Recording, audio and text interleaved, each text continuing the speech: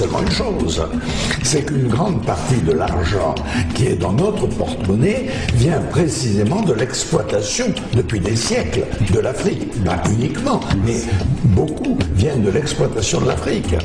Alors, il faut avoir un petit peu de bon sens, je ne dis pas de générosité, de bon sens, de justice, pour rendre aux Africains, je dirais, ce qu'on leur a pris, d'autant que c'est nécessaire si l'on veut éviter les pires convulsions ou difficultés avec les conséquences politiques que ça comporte dans le prochain avenir. Nous, on est riches parce qu'on est en train d'appauvrir l'Afrique, de nouveau, l'Amérique latine, l'Asie. Nous sommes nous les responsables de ces millions de morts. C'est nous qui disons que tu dois avoir accès à l'eau simplement si tu la payes. Que je t'amènerai l'eau si je suis rentable en Afrique, c'est nous. C'est pas eux.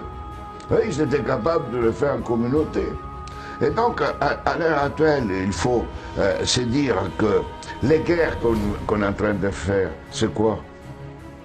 C'est parce qu'ils nous ont attaqués. Qui? Quand Sarkozy a bombardé la Libye, aucun Libyen n'avait attaqué la France. La France n'avait pas été bombardée par personne.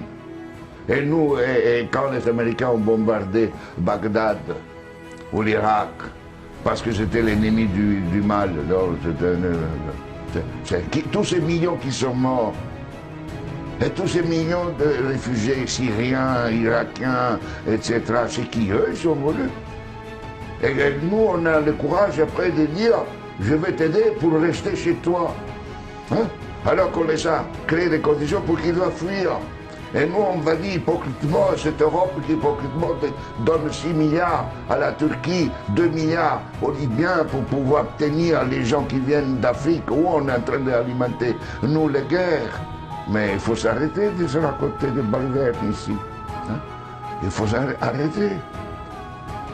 La guerre ne se fait plus parce qu'on tue l'ennemi.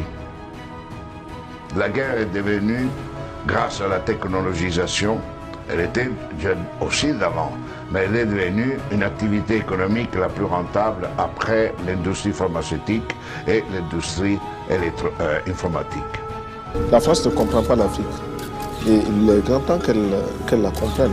La politique africaine de la France, nous la trouvons très française. C'est-à-dire? C'est-à-dire qu'elle ressemble aux autres politiques françaises.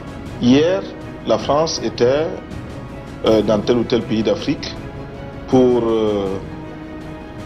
soit maintenir un chef, un dirigeant éventuel, soit pour débarquer d'une caravelle, un autre que l'on emportait avec soi. Aujourd'hui encore, la France procède ainsi.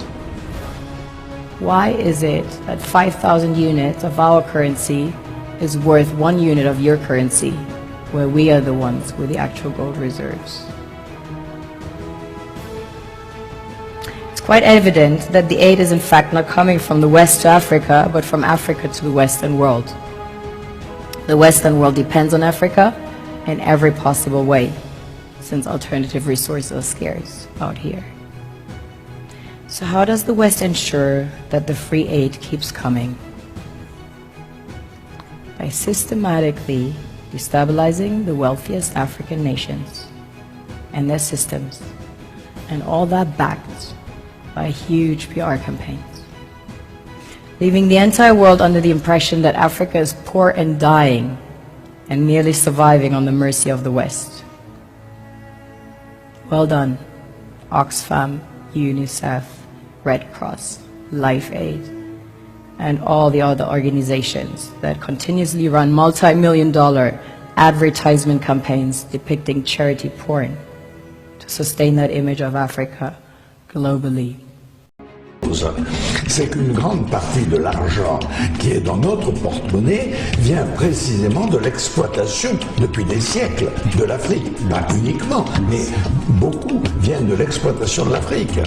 Alors, il faut avoir un petit peu de bon sens, je ne dis pas de générosité, de bon sens, de justice, pour rendre aux Africains, je dirais, ce qu'on leur a pris, d'autant que...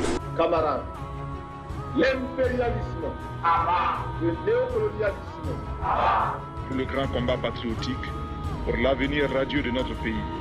La patrie ou la mort, nous vaincrons.